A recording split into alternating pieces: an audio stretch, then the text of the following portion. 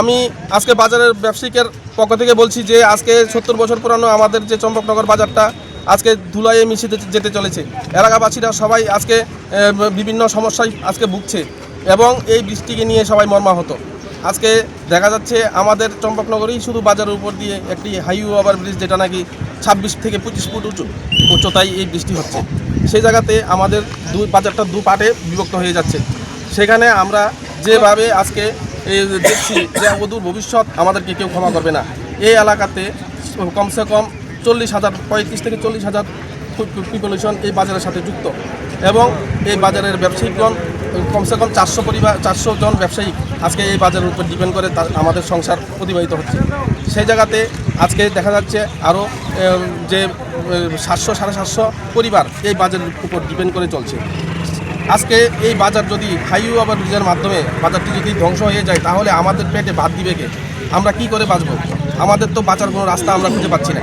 এবং অ্যাম্বুলেন্স থেকে ধরে বিভিন্ন ধরনের সমস্যা, যেমন আগুন লাগলে ফায়ার সার্ভিসের সমস্যা, তারপর প্রশাসনিকভাবে আমাদেরকে যে সহযোগিতা করবে সেই সমস্যা, আরও বিভিন্ন সমস্যা, আমরা ছোটোখাটো অনেক সমস্যার সম্মুখীন হতে যাচ্ছি।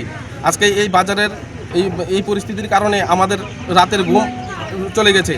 দিনে আমরা কীভাবে এখান থেকে ব্যবসা বাণিজ্য করে আমরা যেভাবে আমরা দোকানপাট ভেঙে সরিয়ে দেওয়া হলো, এখন আমাদের জন্য কে ভাববে এবং কে এই ধরনের প্রস্তুতি নেবে? সেই জন্য আজকে আমরা এই রাস্তাতে বসার উদ্যোগ নিয়েছি এবং যতক্ষণ পর্যন্ত না আমাদের এটার কোনো সুরক্ষা আমরা পাচ্ছি, ততক্ষণ পর্যন্ত আমরা রাস্তাতেই থাকবো। প্রয়োজনে আমরা এই রাস্তা আর ছাড়বো না। এখন চম্পকনগর বাজারে যে ওভারব্রিজটা হইতেছে, এটার ব্যাপারে আপনারা প্রশাসনের সাথে কোনো কথা কইছেন?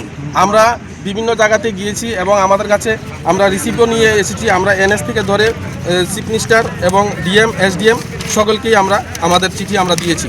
এবং এটা কোনো পদক্ষেপ রয়েছে কিনা সরকার? এখন অবধি আমাদের সাথে কোনো যোগাযোগ সরকার আমাদেরকে করেনি। এখন দেখা যাক যদি সামনের দিকে ওনারা আমাদের জন্য কি করবেন এবং আমরা এতগুলা ব্যবসায়িক আমরা কোথায় যাব, আমরা কি করে বাঁচব।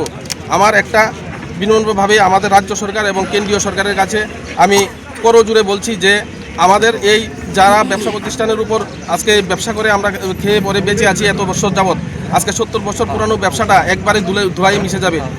আমাদেরকে আপনারা সহযোগিতা হাত বাড়িয়ে দিন এবং এই বাজার ওপেন করে আমরা সরকারি কাজে বাধা সৃষ্টি করছি না।